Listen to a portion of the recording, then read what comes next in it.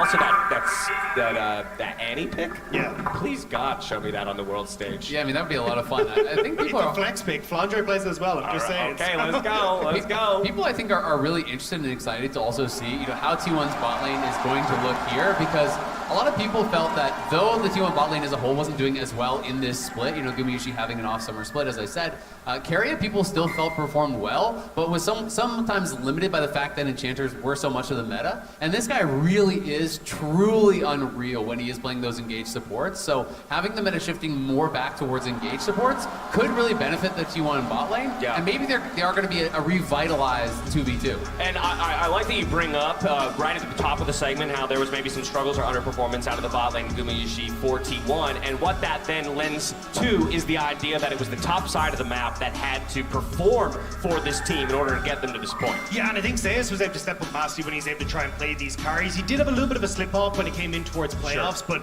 I think with the way the meta is moving back towards those carries in the top lane, I'm expecting Zeus to then become this standout performer, even more so than he already has for T1, and kind of being that big carry that the team needed. I mean, it's just going to be really exciting to watch Zeus play. I'm kind of more on the 369 side, but I think it's pretty much in everyone's mind. It's between 369 and Zeus for who's the best top laner in the world. When you talk to pretty much everyone, those are the two names that immediately come to top of mind. We saw Solid said won a game from 369, nothing that was super showy because he is playing that more supportive style, but I really want to see some of these elite top laners bringing out carries, really showcasing what they can do against the world's best. Yeah, said 20. And this is, yeah, exactly. Elite. Maybe an orange, maybe a Scion. I do want to see it. But I think that's the big question mark now for Flandre, right? Flandre hasn't been performing like he did at Worlds 2021 when we saw them last time.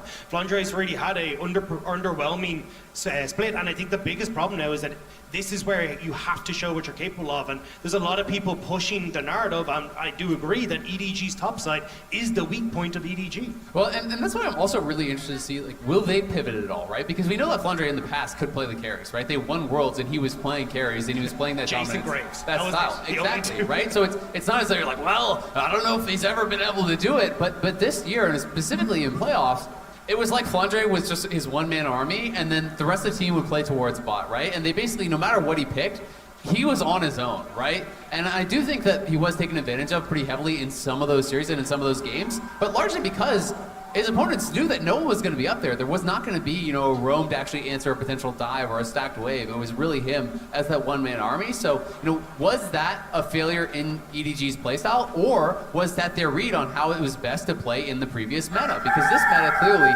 it is more about playing towards top than 12-15 was. I do just briefly want to update our audience that we are investigating a small audio issue with the headset, which gives us a little bit more time to talk. Not that I ever want to delay the game, but in this sense, I'm almost glad because the lane we haven't touched on yet is that mid lane. And I don't think you can go to a T1 game on the international stage without talking about Faker first, but this mid lane matchup is so interesting because on the opposite side is Scout, somebody who sat behind Faker in the T1 org for a period of time before hopping over to EDG. And this is why I've been so incredibly excited to see this matchup. Like, even when you think about Scout, when he came over to the LPL, it was the exact same champion pool as Faker at the time, right? Syndra, Azir, these were the picks that he was shining on and showing off on. The LeBlanc as well was the other big one. And then he came over, and as time has gone on, we've seen these two take very different paths, right? We're still looking at Scout playing things like the Azir. He's the best Azir that we have in the LPL, but he's looking to be significantly more lane dominant.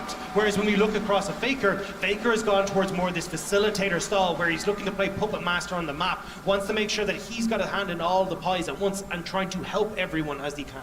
Well, I think something that's really interesting about that is that if you are trying to play a facilitator role and you are trying to play one of those picks that wants to push and move, well, if you're playing against someone that's incredibly late dominant and actually has you locked under your tower, it really does limit your ability to do that. I'd also say that, I felt that Scout still played the map very, very well. Even if he is playing a hyper carry style, he does often create lane advantages for himself, and then he uses that to move around the map and facilitate, often the 2v2 edges that were really built. Where I do think both these teams sometimes struggled was, how to move the game forward in mid game and late game. So it will be interesting to see, which teams have really kind of improved in their mid and late game stages and how they want to move it forward if it is more at even keel. And I think this kind of falls back to the problem that we've seen for EDG, right? Where they traditionally are a very lane dominant team, both from Scout and from Viper and Nako on that bot side. But when they haven't been able to get that, they can't enact their game plan of, hey, we're going to play for dragons, we're going to play for the late game fights, we're going to have this hyper carry and Viper and Scout just pop the hell off, and that's where we're going to be able to carry from. So I definitely agree with Zale. It feels like a huge amount of this is going to be a case of who can get that control in the early points of the game to then lend itself towards the later stages, especially when you look at like Faker, how good he was at moving on things like the Ahri, setting up saves for success, and then playing towards that Rift Herald at the top side. How do we expect the junglers to factor into this? I mean, obviously I can pull a couple things from what you guys have said already, just based on the idea that EDG wants to play towards bot, T1 a little bit more towards top. Is splitting the map really as easy as, quote unquote, I say easy as it is, or do you actually want to see these teams challenge each other a little bit on what they would maybe consider to be their strengths? Yeah, I definitely think we'll see these two teams challenge each other quite a lot in the early stages, because I think when you both, like, we've easily identified where the big talking points on the map are, right? It's not like these teams haven't done the same, right? But I think the big thing is looking at like how these champions are going to fit in, because I feel like for JJ, I have seen him go for things like the Graves and the Hecarim in the past, but that's not really where his style is most suited. He's much more suited towards things that can have that early pressure, where he can play towards bot side. Jarvan, I mean Maokai even, that we're starting to see come in. So I think that's where we'll see a lot of that focus. And then for Owner, I'm just really excited to see him match that. Like, we know him for a fantastically Sin, go towards these early picks, fight toe to toe, and see if you can bring these mid laners involved, so we just get a massive ruckus all over the board. Well, and to me, honestly, like, my real interest is about the draft, right? Because it depends on what kind of win conditions they want to draft for. And both these junglers, I think, are flexible. Both these teams are incredibly intelligent, so they're going to cater their gameplay to what is going on in game, right? We saw last time in the previous game, EG creates an advantage over JDG in bot lane, so Inspired is hovering more towards that. And we see on the other side, Kanavi realizes, okay, well, we don't necessarily want to play 3v3 down there against this fed Pharah, so I'm going to go top and get fed. And I think that we are going to see all these elite junglers, catering their game plan to what is really going on and to the draft as well. I wouldn't be shocked to see if T1 goes for some sort of counter pick top, that Owner's just going to try to slam that home, and they're just going to try to play loss mitigation on bot side. Yeah, I agree. I think the biggest one is going to be a case of, well, is like, how do these early fights kind of tend out? Because I think skirmishing in these early stages is going to play such a big factor, especially when you look at, again, like, if Scout is going to go towards things like the Azir, where you can push and then try and run down towards Dragon, or if we're looking at the Lissandres and the Aries and that kind of stuff for Faker, where you can actually look for those early plays. I think Lissandra is such an underrated pick, and throughout LPL and LCK playoffs, it's nasty. And one of the best Lissandras out there, man who goes by the name of Faker. Let's see if he's willing to bring it out in this one here. T1 on one side, EDG on the other. The players are ready to get on stage and do battle for that first win at group stage. Let's head out there and meet them.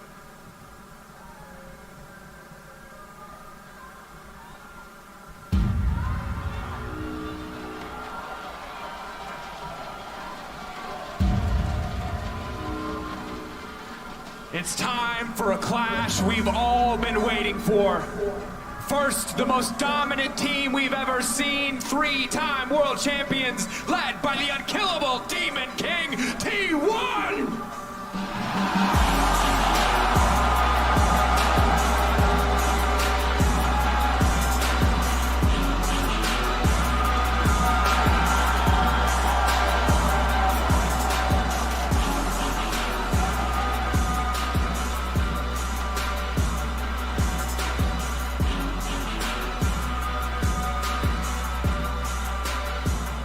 But New York, there's another king in town. One of the most iconic teams in the game, the reigning League of Legends world champions, Edward Gaming!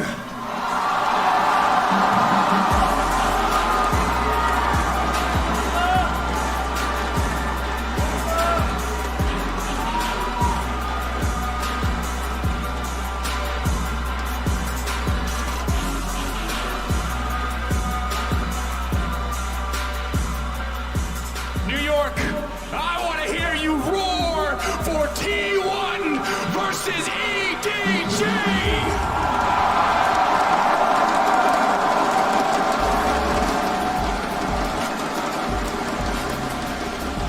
Oh, we're in for a treat.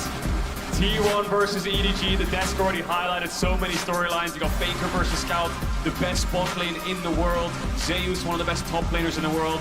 There's going to be a lot of skill expression in this game. Yeah, I mean, crazy just how many times. It feels like these guys are fated to end up in the same group at pretty much every international they go to together. But I'm definitely going to be keeping my eyes on that top side that you just talked about, seeing if Flandre can keep up with Zeus. Because, I mean, Flandre's a guy who was a carry player once before, but has had to lean a lot more on things like the Grog and Sidar these days. And can Gumushi and Keria keep up with Viper and Mako is another question. We've seen Gumushi struggling a little bit throughout the summer season, ever since the meta changes towards bot.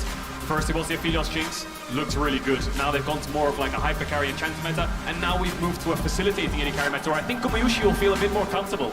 I think that certainly could be the case, especially when we're seeing Aphelios do so well across the tournament thus far. So it feels like we potentially are going to start to see T1's bot lane coming back into the form we knew them for versus EDG. And you heard it from Isaac already on the analyst desk. Best 2v2 bot lane in the world. These guys are terrifying. I think this meta shift helps T1. I mean, more carries top, more facilitators bot. I think that's their bread and butter, whereas Viper Mako, the Lucian Nami, you know, probably one of the best Lucians in the world next to Ruler, right? So a little bit less more agency. Definitely something I'm not the Viper will easily be able to pull off, right? It just hinders the amount of plays that they can make on the map together. And that's why I'm really curious to see how this draft goes, because these teams have a lot of shared champions. Things like the Azir being both Scout and Faker's most played. The Aphelios, you just hit on for Gumayushi, that was Viper's second most played after Zeri in the regular season. So I think both teams already trading some interesting fans. Faker, I mean, a legend on LeBlanc, not wanting to go toe-to-toe with Scouts. Definitely not. We're seeing a lot of meta bands coming out here. Caitlyn, Maokai, Aatrox is the next one. Yuumi is a champ that we're wondering is it worth first picking, right? Sejuani is another one. It's a really strong jungler, can also be flex top. We saw it as well. There's the Sejuani ban. Ornn was another ban on blue side that we saw last game as well from JDG. Maybe so much of a targeted ban, but Flandre, a couple of more games, own games under his belt. Yeah, and I actually feel like the Aatrox prio rises significantly here for the side of T1, because again, Flandre, not one of these players who really leans into the Fiora. Played a bit of Jax, but not something we're seeing all too much. So to me, that's what it looks like T1's angling for. Seeing what the option is going to be here on the final ban, and it will be the Aatrox. You highlighted it. EG saw it coming. The prio is there. But what now is the response for T1? Pick the litter, available AD carries. What are they going to go towards? Is it a Zero first pick, I wonder? Both these mid laners just love this champion so much. No, it's going to be the Yuumi first pick for T1. I wonder what AD carry they'll pair that up with. We'll have to wait and see on the 2-3. Like you're saying, though, for me, the Azir's still standing out just for the fact of that LeBlanc ban being so prominent. We saw it doing quite well in play, and it seems like DFM really leaning on it to find some wins against unexpected teams. We talked about Lucian Nami falling out a little bit of the meta since the nerfs, but Kalista's another champ that can fill that void if Viper wants to lock that in. Agency is the name of the game. And they're going to have a lot of proactivity on the bot side of the map. And the thing that excites me, believe it or not, is not the Viper Kalista, it is what it will enable for Mako. What aggressive support pick we can see come out from him, because he is one of the greatest playmakers in the game, especially when he gets his hands on any kind of hard CC. He's got a plethora of options. We could see Nautilus on 3, we could even drop it to 4-5. Renata can work too if he wants to play a bit more of the ranged matchup. Now it's going to be a Sivir Yuumi here for T1. Could slam a Kalista Alistar here if EDG are feeling it in terms of finding those all-ins. Of course, Sivir really weak against the Alistar, but that's Faker's Akali locked in up against Scout. Yeah, and again, really interesting when the desk was hitting on it, you were hitting on it, things like Sivir Yuumi coming in when this could have been a favorable meta for T1, but at least Faker wanting to show a carry performance against his old understudy. Now looking at what EDG go on 3, they could just go towards support and match, like you said as well, but if they want a favorable jungle option, but no, bringing back the Renata. Yeah, I think Renata is such a powerful pick alongside the Kalista. We could also see something like a Jarvan here on 4 for JJ. Hasn't played it that much throughout the regular season, but it's really good in things like the Sivir. We'll see what happens in this 4-5 bands where we've got a situation where mid and bot are picked for both sides. It's just jungle top really. T1 have the blinds and they want to deny the strongest jungler from EDG, whereas EDG can take away those blinds, things like the cannon. Makes a ton of sense, and of course, EDG are going to have the luxury of the final pick here. Would not be surprised at all to see that saved for Zeus at this point. Not really a lot of reason to counterpick jungle in the current meta, although it could still happen. Faker on the Akali, though, pretty exciting to watch, of course, especially when there's a Yuumi potential as we move into the mid to late game. Another bruiser that the Yuumi could mount onto. Feels like it would be very strong from the side of T1. I'm actually kind of curious what you think, Cage, about things like the Hecarim, right? Because in playing such a high prio, you have Sivir Yuumi, but it feels like today in groups, we're barely seeing it at all. Yeah, I wonder if people just don't like the way farming junglers work if they're not kind of self-sufficient like a Graves, right? Yeah. Where he can actually skirmish alone, whereas Hecarim needs things around him to kind of draft around the champ itself, right? When you look at EDG, my read is Junjia was just the early game jungler. Pick him Poppy, pick him Trundle, he'll get to an early game read, whereas JJ's more of like the Wukong, more of like the team fight orientated jungler. But the one jungler that stands out is Vi. I feel like for JJ, he has an incredible win rate on it. I wonder if that's something he wants to pick up here, but there's the Jarvan ban up against the Sivir. You want to take that away and deny the engage on the Sivir. Vi is the follow-up after that, and it's going to get locked in. Excellent raid cage, or obviously solid early game ganks as well. See what they can do and what the response is realistically going to be here from the side of T1. We have to debate here. Final round of picks. They need to blind pick their top laner as well. We have seen a lot of teams leaning towards things like the Fiora, and you know, champions like Gnar fall out of priority, but that was definitely something that Zeus leaned heavily on in the regular season. Oh, you might have just hit the nail on the head. It's going to be a Zeus blind pick Fiora. We'll see what Flandre's got in his back pocket to deal with that. He's played a plethora of ranged champs, can also play things like the Jax or a tank if needed. But Zeus coming out confident in this first game of Worlds for him. Now it's on Owner, what he wants to pick. We've seen a little bit of Viego today. A lot of junglers have been pinched. Wukong's kind of falling in and out. Lee Sin could be the pick, but it's a bit dangerous to go for Lee Sin because you're playing really heavy single target damage, lacking engage. Viego doesn't really fill that hole either very well, but at least you get resets. But Owner's going to go for it. Lacking engage, a lot of single target, but he's confident that he'll pull it off. Confidence in his own ability, confidence in his ability to land the kicks here. The hover over's coming through. What is the option going to be? How are they going to deal with the problem with Zeus on the top side of the map? It feels like something that is so hard to handle. Are we going to see a tanky option? We've seen this matchup a few times today. The Ornn could come through. A lot of team fight power on the side of EDG. Hard to weather the storm, yes, but if you make it to mid to late game, we saw exactly how strong this pick can be. It's a no-brainer. Look at EDG's comp. It's really well-rounded. Really good scaling, good engage, good team fight, fantastic early game through bot. I think EDG's comp is well-rounded, better than T1's, I would say, but T1's has skill expression. It has mobility. Fiora, Lee Sin, Akali, if you can make these individual outplays in team fights, you will take over the game. It's on EDG to shut this top side of T1 down. Yeah, and I mean, even just things like marking flanks in team fights is going to be so crucial for EDG, wanting that front to back. And again, for the side of T1, I think things looking pretty solid, especially Owner on the Lee Sin is something I'm absolutely terrified of seeing. Playmaking is the name of the game for T1. Side lanes is the name of the game for T1. You touched on it, flanks as well. These are the things that EDG need to think about when they approach Dragon Pits. There's going to be a flank from Lee Sin. Faker is going to look for the flank as well. Zeus is going to be hitting your tower, so you're going to be under pressure. If they can keep calm, their front to back is stronger. It's just on T1, how much can you work with? How much can you perform with? How much can you pull off with this draft? And we've seen how hard it can be if you don't get ahead on compositions that scale, or against the composition that scales so well like EDG's, how the game can fall apart so quickly for you. But there is a Yuumi on the opposite side. There's a Fiora, there's an Akali to mount up onto. If T1 get an advantage, this game is going to feel so incredibly impossible for EDG. I feel like drafts have like a skeleton that kind of check them out. Early game that can bring you to the mid game that can get to the late game, and engage, right? These are the 3 or 4 things that you think about in a draft to make it well-rounded. The Kalista will get them to the early game, the Azir will get them to the mid game, and the Ornn will help them through the late game in terms of engage and the itemization, right? To just catch up on gold leads if they're behind. So T1 needs to focus really heavily on this top side. The Yuumi can facilitate that, but I feel like EDG are going to play for these bot dives. Yeah, and it's just been stock and standard EDG, how they played all split. It's how they took down RNG. Again, MSI champions twice in a row. They're going to have to do it here once again. Oh. This is it. T1 versus EDG. Stock standard level 1, wards in bot brushes, ranged matchup here, so you want to make sure you don't get any kind of chase level 1, you want to make sure you can maintain that bot push. My eyes especially are actually going to be on Owner because, right, we've been talking about T1 wanting this playmaking. A lot of this in my mind going to come online once we get closer to things like the level 6 mark where Faker does have a lot more pressure. Zeus, we know as well, going to get pushed in the first few levels against Flandre. So a lot's going to be on Owner to see if he can find any opportunities or at least prevent EDG from making any early plays towards bot because you know that's what they want to do with Viper and Kalista. And I think the small kind of disadvantage T1 have in this early game is Akali won't really get the mid push. So when you're looking at these dives, there's no real way to contest it unless Owner can just kind of shadow them or Faker can threaten the TP down there. Scouts will push Faker in the early stages. Level 6 is where this comp comes alive in the mid jungle for T1. This is where they will start to have the kill pressure. Yeah, and it's obviously a death sentence fall behind in the early game against a champion like Vi. Getting that ultimate online against a champion like Akali, limiting her ability to outmaneuver get around some of these abilities. That said, looking on the top side, Zeus opting for the Ghost here, could chase Flandre down in the long side lane. If we have a game similar to what we saw previously, where a tower goes down early, it's not going to be quite as easy for Flandre to just sit in lane and weather the storm. Early trading in bolt, that second brush helping them out to gap close onto Kobayushi. And Owner is pathing down towards that bot side, JJ similarly. So T1 not looking for options top, they're looking to defend their bot lane in the early stages, and then I expect them to start playing through mid and shutting down Scout.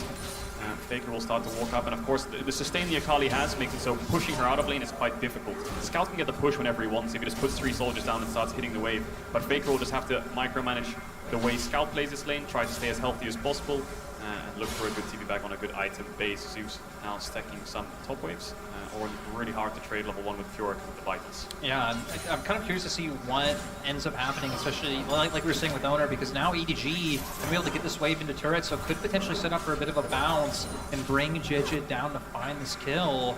But Owner, I mean, shadowing like we said, right? Because I feel like that was a big part of what we need him to do for T1 to get to the point in the game where they're hitting that power spike. And while, of course, they probably could have predicted that Owner would be pathing down to the bottom side, spotting him out there with the Sentinel from the Callista does certainly help.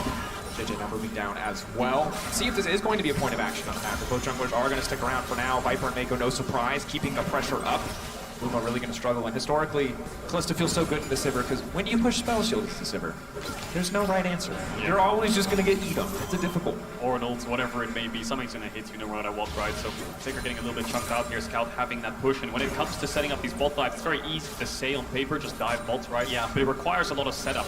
Viper needs to stack these waves into Kobayushi, make sure he can't step up to clear them, and thin the wave before it pressures, and then JJ needs to be around, and Owner needs to be marked to make sure that it's on a 3v3 dive. So we'll start to see JJ move down towards this bot side. We expect after this bot side crabber, look for a little bit of information as to where Owner is, who's actually just gone for a full clear. He will hit level 4, JJ is quite close to it. They will meet each other, and JJ will lose that 1v1, so playing a bit careful, playing on information, and T1 will spot out EDG's jungler. You can see advantage for Owner, but is going to be forced to stick around here. Well, this way we set to crash into the tower. GG not going to fish for the dive, but just going to keep the pressure up here as Flandre he's on survival duty. You know, he's just going to get bullied around. Oh, Zeus, that's clean! He just riposted the kind of like knock-up that the Oran Q does for a frame of a second to stun Flandre, so good mechanical play there by Zeus. And the more that this lane is in isolation, the better it is for him, right? If it's all about the Owner covering bot and JJ threatening it, the Fiora will just find an advantage on her own. TP's coming back here from Scout and Flandre. And interesting, we're already seeing double Grievous Wounds item coming in for Scout and JJ both. Of course, important to note that with the Doran's shield healing, with pots, with Second Wind coming in, and the Resolve tree, you're going to mitigate a lot more healing than you might initially expect. It does help you keep up lane pressure and lane advantage. Even base health regeneration, right? It just stops a lot of that innate healing. Scout's feeling confident with Faker walking up there, going to use the E aggressively, of course. Can use this dash aggressively when you're close to your tower because you're always going to be safe. When you have the push, a little bit more risky, but not much action here. EDG looks for that bot dive, they fished for it, they looked for Owner, he was there, they can't pull it off. And Zeus still has TP here, just looking for plates, ignoring the Ornn, just taking Demolish into the Ornn because Zeus knows that even if he gets the half HP here, he's TPing back anyway, right? So not in any threat. And I think the thing is, so often when we think about dominating topside matches, we think about solo kills, these big explosive moments, but this is Zeus just dominating without needing to get that solo kill, getting that tower, having this massive CS lead already. He's going to be a massive problem in early skirmishes around the top side. Herald is going to be so hard for EDG to contest unless Ornalt is perfectly hitting 3 targets. Yeah, and I feel like that's something where for T1 that they're kind of banking on right now. You know, their bot lane's kind of fine, just chilling in the bot side. They are falling behind on CS, but it seems like that Herald is Scout. This is getting spicy in mid lane. Needs to be careful. Doesn't have the TP, so Scout's winning out on these trades really hard. He's popping the potion right now, but Scout will slow stack this. The more he can spot out Faker, the more he'll decide on what to do with this wave. The longer Faker shows, the slower he'll push this wave. When Faker doesn't show, he'll push it in as quick as possible. Faker dings over to level 6, and with this pressure mid and pressure bot, EDG setting up this dragon. It makes a lot of sense. Have the Callista have this early game power. We talked about passing over this kind of baton from the Callista to the Azir in the mid game. Things going smoothly so far for EDG, despite the advantages that Zeus is building on the top side, not able to amount to much objective control. First dragon for EDG, and Scout just keeping pressure up mid. And for the side of T1, right, Faker going to need to go for a base right now, but getting closer to that 8-minute mark where they finally can try and play for some semblance of an objective. The thing I'm interested in seeing is if EDG want to commit their bot lane up to top side, since they have been able to keep a push and should have that tempo to where they can try and force that numbers advantage and, again, kind of prevent T1 from finding an advantage where they should. And we see that often when it comes to tank versus carry matchup where Ornn or Sion, the tank is struggling against the carry, so the best thing to do is with your winning bot lane from draft, push your bot lane into the Fiora, push her in, and the Ornn will be safe under tower farming. And the Ornn is just innately harder to dive than the Fiora, right? So what will happen there is T1 will have to swap around and match, and you'll see EDG just keep swapping their bot lane top and bot on every wave to keep the mismatch. We'll see if they do that when the Herald spawns in a minute from now, but Zeus just still constantly ignoring Flandre here, looking for plates with this Demolish off cooldown, keeping the top push so that Owner has somewhere to play towards. He can get this top grab you can see on the minimap, whereas on the bot side, he really struggles to find any contest up against JJ with Scout and Viper having this constant mid and bot push. It's a struggle for Flandre. Just a big cannon minion with a lot of wave clear in this one. Can't kill him, but can just walk up and take those plates. Faker now moving down to the bottom side. This is big, especially as highlighted previously. 30 seconds away now from the Herald. Level 6s are going to start to tick over. This is where Owner really going to start to come online with this Lee Sin kick. Maybe looking to keep the pressure up on the top side. He's now coming in for a lane gank. Yeah, and I actually really like the way that T1 played this window. Have Faker lean down towards the bot. If you can find something in this time window, it lets Gumayushi and Keria push in, so then they actually can preemptively maybe start to hover up, set up Owner to go for this Herald, which it looks like he wants to do with the pressure that Zeus is able to keep up by himself. But look at JJ and Scout. They don't want to let this happen. And look at Viper and Mako, they're already basing to sprint towards this top side. I think they know that the 3v3 top side is a bit of a 50-50. They're not sure if they'll win it. They have mid push, yes, but T1 has top push, so Mako and Viper gonna take a base here and should be here first. We'll see what happens here, because JJ might just start it up with Scout being around and his bot lane being on the way, but EDG don't have information on T1's bot lane. We're actually not gonna move up here and contest it, so we could see a trade-off here where EDG just get a free Herald, and what'll happen here is Viper will move bot when he sees Gumayushi, and he'll stay mid until just in case he tries to contest it.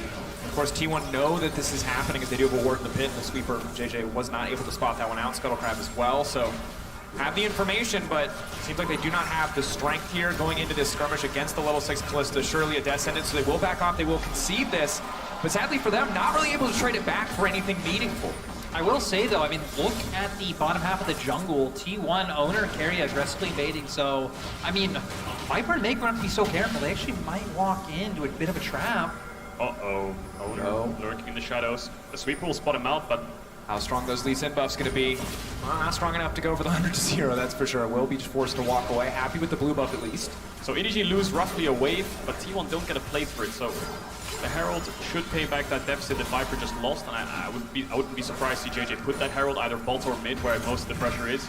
But again, constant isolation, 30 CS lead right now for Zeus. Flandre will get a couple of these creeps on the tower, but just ignoring the Ornn, looking for plates. Demolish procs, take good bases when the waves are pushed in. And as long as he knows JJ's bot side, this is just going to be a bit of a horror for Flandre, right? There's not much he can do in response. And it feels like for T1, that's what you're going to have to bank on, because I also wouldn't be surprised to see EDG just end up saving this Herald for when Dragon's going to spawn in a minute 20 seconds and try and get to that condition where they're stacking up Dragons, they're forcing T1 to fight them maybe a bit sooner than they would want to. And that's exactly what we talk about when we talk about teams that have these big ways to force fights, is stacking these strikes so you can bring them to you, so you can stop that split pusher from just trying to end the game on a silence. I think it's so incredibly difficult to do. So Zeus right now, having a great time, a wonderful time. 30 CS lead, he's taking plates left and right. He basically doesn't have a lane opponent right now because of how weak the Ornn is into the Fiora. But as we get later and later into the game, his job becomes much more complex than just dominating a 1v1. So here's the Herald mid, more gold over the Scout. You can see the gold lead now, 500-600 gold in his favor with those extra plates in the CS lead. And I think EDG have figured out the only way T1 can crack this game open is through mid. Scout is their most vulnerable player. So as long as Viper and Mako keep on bot push and they keep some vision around mid for Scout, then there's no real action for Owner to look for. Tops in isolation, they lose 3v3 bots, so it's just about holding on right now for T1, giving up these early Drakes. 20 seconds on the spawn though. Gumayushi could get this wave in, level 7. Owner's hovering around and JJ's on his camps. Ulti coming out, final chapter. Not going to find the third stack on a Mako that's massive. They're not able to snare a single target, so just using the ultimate, getting under pressure, but nothing else. Small window. Now the question is, does T1 look for the Dragon themselves? Yes, you got Viper's flash, so Owner can make a play on him if they do decide to walk up. But Scout and Faker contesting midwaves right now to see who can get into river first. The bot lane of EDG alongside their jungler will start to walk up, clear out some of this vision. We could have a fight on our hands here. Viper standing back. Has to be careful here. Faker now looking for the collapse. Scout coming down as well. Kali ulti up and available. Owner fishing for the kick. Advantage. Viper now stepping forward. JJ now going in, looking to lock down Gumayushi, but the flash stops it. Ulti comes out as well, but not really connecting on anybody from Mako. Mako now being pulled back. Ignite now taking Faker, looking to finish up some kills. Faker looking to find Mako, getting pushed back. Scout keeping him alive. The objective, can they take it? That's one for the side of T1. But the stacks are there. Faker now, Faker, everything on him. Guma still standing strong, the flash forward. The absolute confidence, he gets one. Can he get two? Faker now sitting forward, they can't finish Guma. It's massive for the side of T1. The Dragon's still standing. Scout now walking away. TP now coming in. Fjord just returning to the top lane. It is a mess on the bottom side. Scout still in the area, but T1 will finally take the cloud. And we see T1 playing for those outplays, playing that game of inches, exactly what you said, Casual. Faker going in so aggressively, able to put the pressure there, and Guma's flash to follow up is beautiful. Great skill expression there from T1, but I will say that both the engages were a bit scuffed there from both sides. Owner looking for a kick flash onto the support, I think it was. We'll have to see the replay. And then Scout and JJ just diving onto a Sivir who just spell shielded the Wild. From that point onwards, there's a lot of back and forth because both front lines had dived onto each other's back lines, and it was kind of like 2v2 split. Zeus getting that tower down, now 3 plates in his favor. So look at this again. So JJ says, I'm going to flash ult Guma here, so Guma spell shields. And then Owner, what does Owner do here? He looks for the kick flash onto Mako, but he gets pulled away as he flashes forward. So both engages are a bit scuffed, but from this point onwards we see the skill expression from the mobility of T1. EDG trying their best to try to play as a team, play as a death wall, look for front to backs, but T1 just don't give it to them. Yeah, I mean, again, Faker with that E just able to get right in the middle of them. So many of EDG's defensive tools were already used trying to find the aggressive play, and it gives that window for Guma to go in, find the kill, and the fact that carry on the Yuumi is such an annoyance. You know you aren't going to be able to finish off those low health bars. And very big for the side of Team 1, not just because of the 1k gold advantage that they built, but they're slowing down the Dragon stack to the side of the EG, finding these advantages. Yep. Zeus didn't TP to that fight, he TP'd back top to keep pressing advantage here. Now he's got the Divine Sunder as well. It's only getting easier for him. That top lane plate is on 1 HP, I think, so he's going to pick that one up in the next 30 seconds, you have to imagine. But now it's a window where T1 bot lane can start to contest. They've been pushed in all game long, but now Gumayushi has Kraken Slayer. Viper doesn't have his Mythic yet. Faker's got a kill as well, so that negates the gold deficit he had from the plate. So the 3v3 is slightly in their favor. Guma no flash though, so needs to be really careful of Vi just queuing over this wall. Kalista ulting in the Renata to get the initial spell shield. Oh, Zeus also doing so much work. Engage. Just trading ultimates really. JJ now taking so much damage. Scout off to the side as well, trying to zone away Faker. Owner on the way in. On the hunt has been used. Filing projectile connects on JJ. They cannot let that hit the Vi. Will dash out just in time as the tower falls topside. T1 are getting everything that they want across the map. They really are, and you have to question what JJ's doing there. He just ulted into a Sivir spell shield again and got nothing. Sivir just ulted away, spell shielded the ult, and just kind of ran. And now it's Owner and Carrier on the aggressive, looking for the enemy blue buff. Scouts around, but JJ has no ult. And it looks like Base are coming in for the EDG bot lane. So now this side of the map that T1 was losing, they're now winning both sides. Yeah, exactly. I actually love the way that T1's playing this, and it feels like, you look at EDG's comp, right? Again, there's a ton of scaling. You have an Ornn, you have an Azir, but I don't know how they're going to get Viper going when Faker now is putting up so much pressure in the mid lane. He can just constantly lean down. You see them weaving in, getting the vision, not allowing the push to come through. And it goes back to something that we were hitting on earlier, that it still leaves Zeus and Flandre in that 1v1, which is exactly what T1 want to go on as long as possible. And you can see it's almost a 2,000 gold lead there for Zeus in this isolated 1v1 just purely from the plates. Now the Herald spawn, TP coming in from Scout.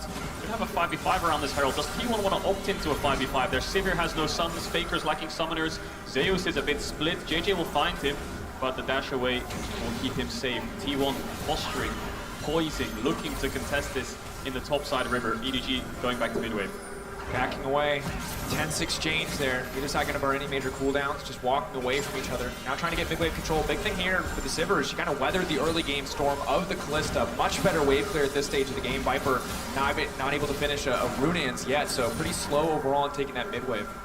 Yeah, no Mythic for Faker, no Mythic for Viper. Two crucial items for both of these carries. Deus. Rocket Belt just picked up. Rocket Belt just picked up. Faker coming out of base. T1 need to slow this down, wait for Faker to arrive. Gumayushi's a bit split, but Deus has a lot of confidence here. Hard forcing, are they willing to commit for the 50-50? It's a big risk. Oh, Runner just blocks it and takes it!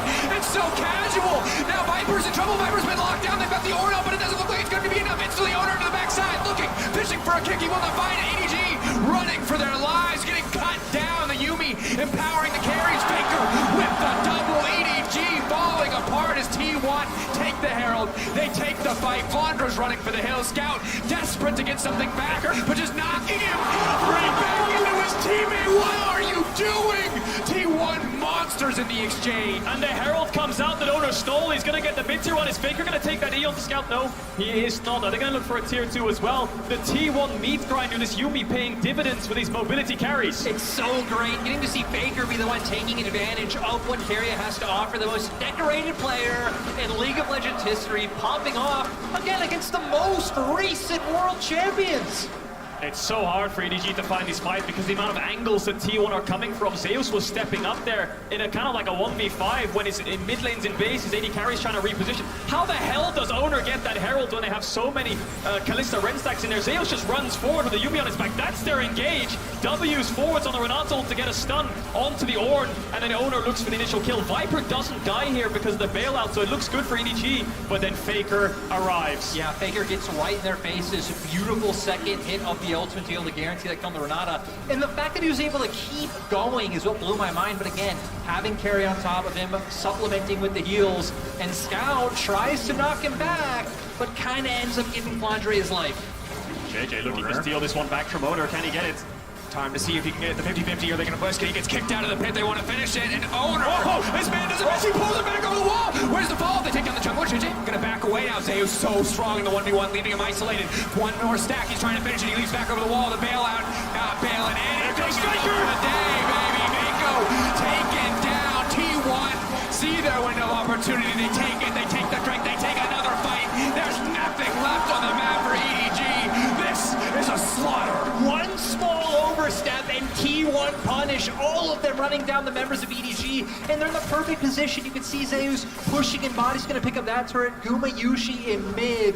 T1 just having a fantastic position on the map. 100% kill participation on Faker, Gumyushi, and Carrier right now. It's the mid and bot lane that we were unsure if they could step up because of their lane matchups, but they are performing in these river fights. Faker is taking over every second that he arrives, and we're going to take a look at this one again because JJ tries to look for the contest, the kick back so Owner can secure it, but the Vial to follow through. Yeah, JJ wanting to go in, but I mean, sure, they find the kill, but Zeus is so strong right now. The Vitals come up, and he's just able to pretty much take him down single-handedly. Once Faker gets here, it's over. It really is. I mean, he has such a good angle here. He can go on absolutely anyone. He can go over the wall with the Scout. He can go into Viper. Luckily for Viper, he dodges out on that Shuriken.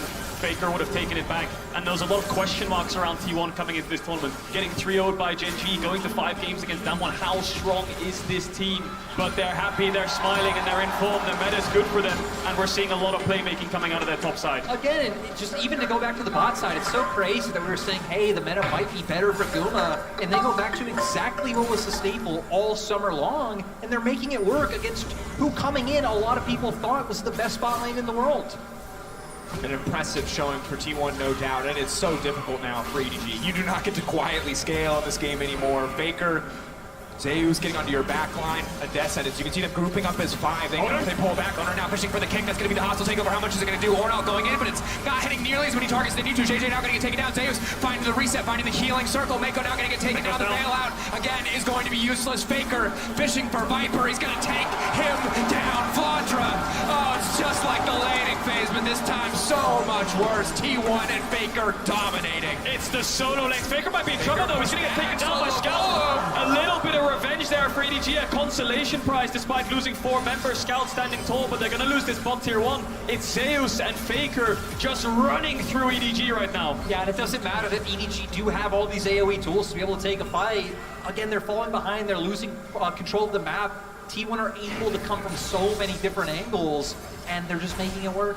How are you going to hit an Ornal on all of the necessary targets? Yeah. Akali is so mobile. Zeus with the Ghost, you can walk around it. Sivir with the ult. At this point, now that they're behind, it's so incredibly hard to play the fights as we see here. And it looks so good because Owner goes in, gets knocked up straight away from the Vaiku, and then dies, so it's a 4v5 from the get-go. But like you said, the Ornal goes wide. Karia's on top of Zeus. Faker's pushing Viper out, and Gumayushi's free-hitting. So eventually, with a fight being so split in a front-to-back comp with Ornn and Azir, they just dominate you with their mobility. Zeus just diving Flandre right now. And as much as we talk about the top side of T1, I want to give a huge shout out to Carrier on this Yuumi, right? He's also on 100% kill participation right now. He's a full AP Yuumi with the Ludens, 10 stacks on the Dark Seal. This Yuumi does a lot of damage. I do not expect any team to let Yuumi through against T1 again. Like, you cannot, you just just cannot let this happen. We were like, hey, carry on, playmaking sport's gonna be so huge at Worlds, but still able to make this work as well. And now, I mean, EDG are just in such a hole. For T1, I think just looking to play out through sides, you can already see both top and bot wave pushed in, try and get some semblance of control on top side jungle so they can start making play for the Baron. Collapsing on Zeus. 4 members here trying to take down the top laner of T1. Surely he falls. Knocked down, shut down for EDG. Baron up, TP coming out. EDG instantly pull the trigger. They know this is their window of opportunity. They may concede mid for it, but they have to get it done. But Owner, already 2 smites this game. He has been clean. He has been undeniable in these objectives. Will he find another? EDG have the Ren, they have the Kalista, they're stacking them up. It's a 4v5 for T1. Faker is alive. Gumayushi, Owner, and Carrier. Can they do it? Should be impossible. They managed to make it work. It's so close in the exchange, but EDG will take the Baron. Faker onto the backside trying to finish off Scout. Faker, can they get it done? He goes in. He takes down Scout. That's going to be 1. Owner waiting over the wall. T1. Guma now running. They're split. They've been knocked down.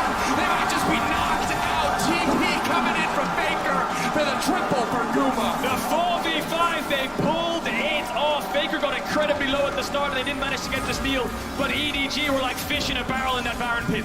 T1 once again just have the number of their old rivals, completely stomping EDG. Are they gonna look for the end here? 10 seconds on Scout. We're 22 minutes into the game. This is the world champions. T1 are on to the Nexus Towers. T1 tearing through the Nexus. Eyes on the prize, give them no quarter, take everything from EDG. Viper making out, fighting back, they're looking to get it. Oh my God. This will fall. 22-minute victory. T1 unleashed on the international stage. What is this T1 team? The second they got a lead, they just didn't let it go. And my God, their team fighting with this composition was almost flawless. They have silenced all the doubters already on day 1 here at World's group stage.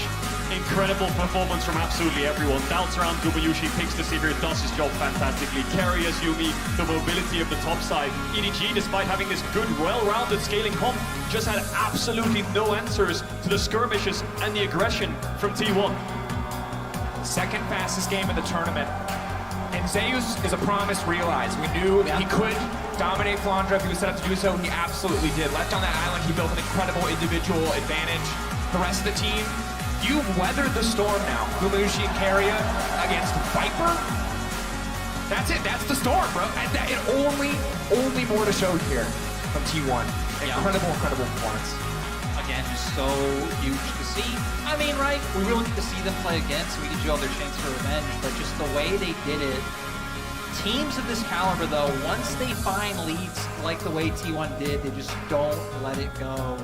And I mean, heck, again, right, it's been so long since T1 have been able to like pick up a trophy, pick up a championship. If coming back now, having the meta shift go in their favor, Faker saying it, he's back in an A. Last time he was in an A, what did he do? Already off to a great start. And even that's the tip of the iceberg, especially for bot lane picks, right? You think of Sivir Yumi, that's something that we played throughout summer. We haven't seen things like the Varus. You know, Gumayushi likes to play things like the Jhin as well. So I think they have a deep champion pool in bot lane and the confidence to pull off things like the Lee Sin as well, who we haven't seen much in this tournament too. T1, they're only showing us the tip of what could be a lot of different champions coming into Worlds, which is a meta where I think you can play pretty much anything. That's just an incredible first showing, too, for the group stage, because it puts every other team you're playing against, I think, on the back foot in draft. You're starting to worry about a lot of things you might not have been concerned about before. They let the Yumi through. We know that's a mandatory ban moving forward. And T1, with a performance that dominant, you don't learn a lot past that they're really good. So I feel for whoever has to play them next, because it's going to be a tough one. But here you see most storied matchups, T1 RNG, T1 G2. I mean, they're legends for a reason. I just love how many of them T1 is involved in. I kind of expected T1 EDG to be a bit higher up, but T1 just, again, making so many international appearances, it's no surprise. Yeah, RNG T1 being the top of that. A lot of games back and forth. These orgs on your screen, just historic, kind of legendary organizations, always making it to these World Championships. And Owner, done dirty a bit on that damage graph. He always kind of went in and died, and it was his solo laners kind of picking up a little bit of the slack, but he was engaging on the Lee Sin, and then it was Zeus engaging on the Fiora, right? It was a very complicated way to find angles into it, but they just went head first most of the time. Yeah, you can see Scout trying to fire back, but ultimately, such a difficult thing to do. Even the Yuumi damage, that's a sign of dominance. Yeah. When the Yuumi gets to build full AP and gets to do that much damage, you're usually having a pretty damn good game. Honestly, just looking at EDG's damage number, talking about EDG, just Jeje not able to find the impact, again, kept ulting the spell shield, the Sivir, and the fact that EDG as a whole just couldn't find a way to get their bot lane going was so damning. They couldn't crack the map open. They got 0 towers that game, EDG. It's so hard to force river vision and work with skirmishes when all your outer towers are gone and you haven't got a single one on your side because you don't have a side to play through for bot push, mid push, top push. Every lane was just struggling ever since Gumayushi and Keria evened up the lane. So you have no options to push out lanes and then look for collapses. You're just kind of walking head first into darkness. You have no vision. We have to assume that EDG are going to look back at that one, especially with some of those vials that just got consumed by Sivir spell shields. And if there's this disconnect here between the team where they're like, we think we have the follow-up, that when Sivir ults and runs away, that we're going to be able to get there, because those moments in the early game where EDG looked a little lost, where they weren't quite all on the same page, T1 pounced on that and made a massive lead. JJ's Vi has been outstanding during summer, I must say. I think he had like 70% win rate in 10 games, and it's an amazing champ to get them 2 worlds, right, against RNG in that series. But the thing is, those ults, he was underperforming this game. As much as I want to celebrate T1, I will say JJ a little bit of an underperformance when it comes to finding these bot 3v3s. It's on him to engage these bot 3v3s, but he never finds the right angle. He's always ulting into the Sivir spell shield. We'll see how they do moving forward, but for now, let's turn our attention back to the winner. We're joining Shox and Faker for our Verizon post-game interview. Indeed, we already get to talk to Faker on our first day of the group stage. What a treat, and what a treat that game was.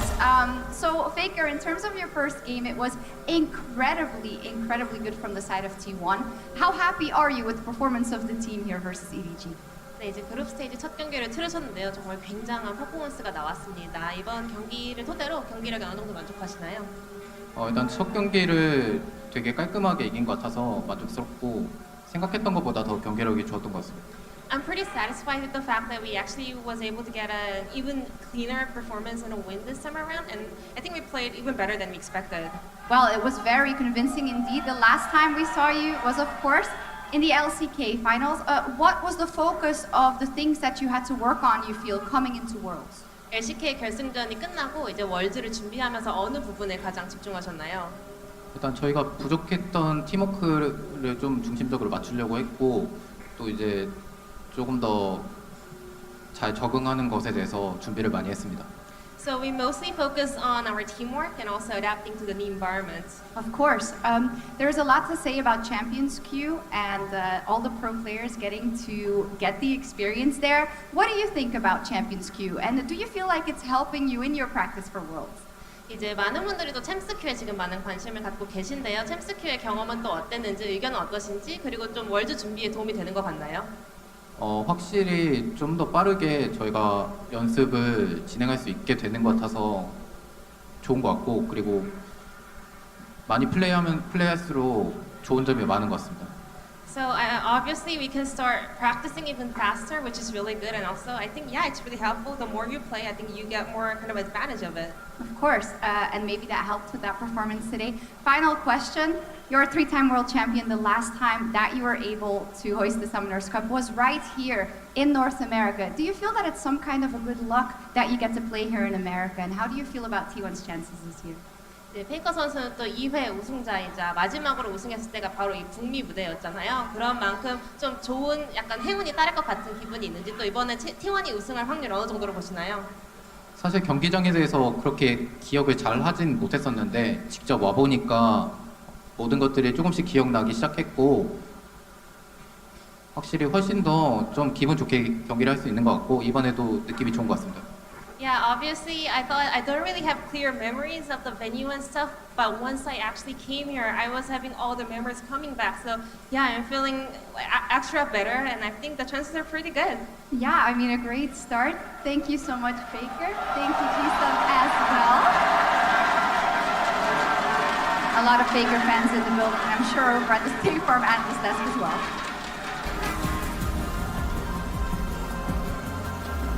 Thank you so much, Shox, and congrats to T1 for taking their first win of the group stage. A quick reminder to everyone that North America has hosted Worlds 3 times. 2012, 2013, 2016. Faker's been to 2 of those World Championships, and he's won both of them. So I love that we asked that question there at the end of the day. Also love the fact, calling back to New York, of course, Madison Square Garden. Now we're in the Hulu Theater at Madison Square Garden, but when we were in that giant venue, some people tout Rock's SKT at the time, T1 now, as one of the greatest series, if not the greatest series the world has ever seen. There's some magic here in this city. Absolutely. I mean, I think if you took a poll, that would be most people's best series of all time at Worlds. And, you know, Faker being a part of that, being a part of that crowd here in New York. I'm sure some of the fans here today were there then. So it's definitely something special to be part of. All right, Dag, let me bring you to the draft, because one of the things we had talked about was the junglers for both squads. And there were 2 champions in particular that were named. Lee Sin on one side, Vi on the other. We got them both. But that is a very distinct shift from what we've seen in a lot of the other matchups today already.